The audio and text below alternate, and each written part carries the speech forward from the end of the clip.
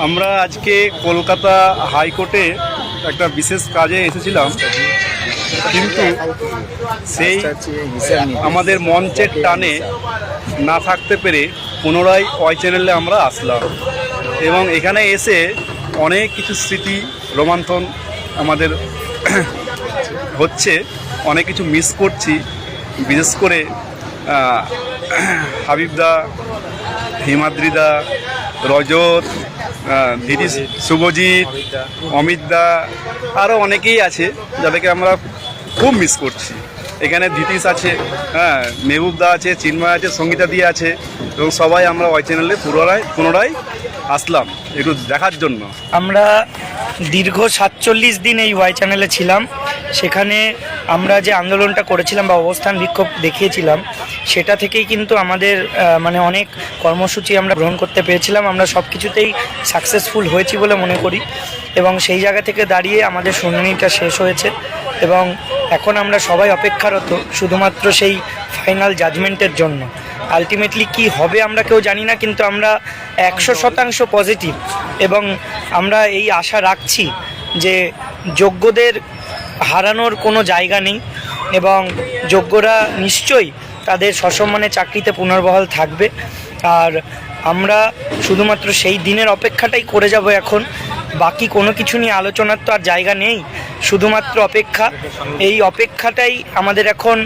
হ্যাঁ, টেনশান অবশ্যই থাকবে, সঙ্গে নিয়ে চলতে হবে, টেনশানটাকে এড়িয়ে নেওয়া যায় না এবং সেটা সাথে নিয়ে 100% পজিটিভিটি নিয়েই আমরা আছি যে সেগ্রিগেশন হবে এবং আমরা যোগ্যরা সসম্মানে চাকরিতে পুনর্বহাল থাকবে। যেমন হ্যান্সেলা বলল, আজকে আমরা হাইকোর্টে এসেছিলাম বিশেষ কারণে।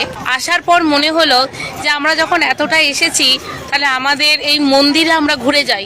এখন কিন্তু এটা আমাদের কাছে মন্দির, কারণ এই জায়গা থেকে আমরা অনেক কিছু শিখেছি, অনেক কিছু বার্তা সমাজকে সমাজের বিশিষ্ট মানুষদেরকে দিয়েছি এবং আমাদের যে এম ছিল, যে লক্ষ্য ছিল যে এসএসসি বোর্ড সরকার আমাদের হয়ে বলুক, সেটাও কিন্তু হয়েছে। আজকে যেটুকু কোর্টের লড়াই ওনারা দিয়েছেন আমরাও দিয়েছি, এখন শুধু আমরা ওয়েট করছি আমাদের যোগ্য সম্মান নিয়ে আমরা যাতে ফিরতে পারি, আমাদের এই হাসিটা যেন আমাদের বজায় থাকে। সসম্মানে এই ওয়াই চ্যানেলকে সম্মান জানাই যে যোগ্যদের পাশে এই ওয়াই চ্যানেল ছিল, আছে, আমরা তাকে ভুলছি না, এটা আমাদের কাছে মন্দির।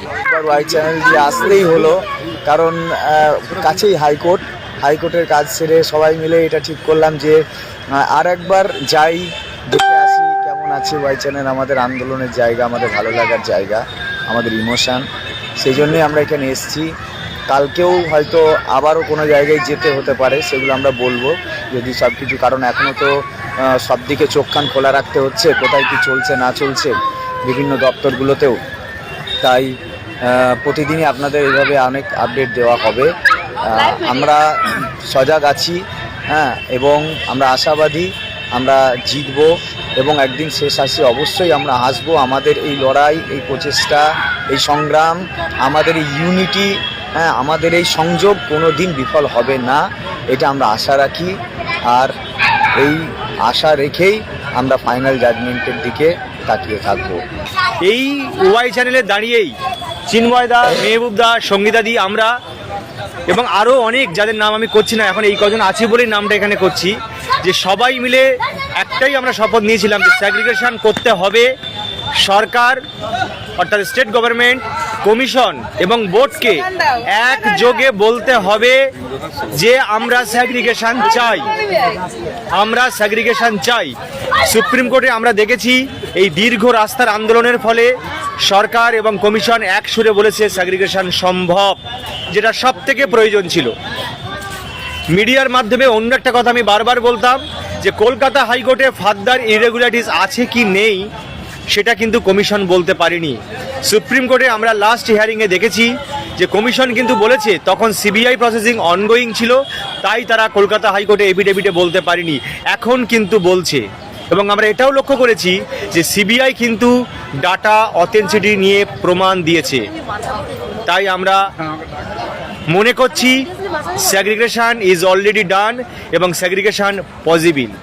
তবে ওয়াই চ্যানেল ছেড়েছি, কিন্তু প্যানেল এবং এই প্যানেলের শেষ না দেখে আমরা কিন্তু ছাড়ছি না।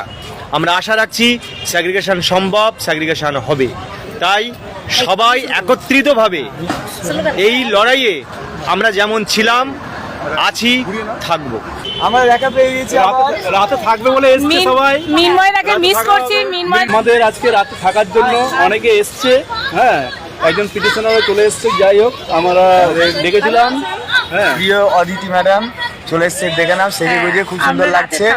হ্যাঁ, আজকে রাতে থাকার জন্য রাত্রি যাপন। এই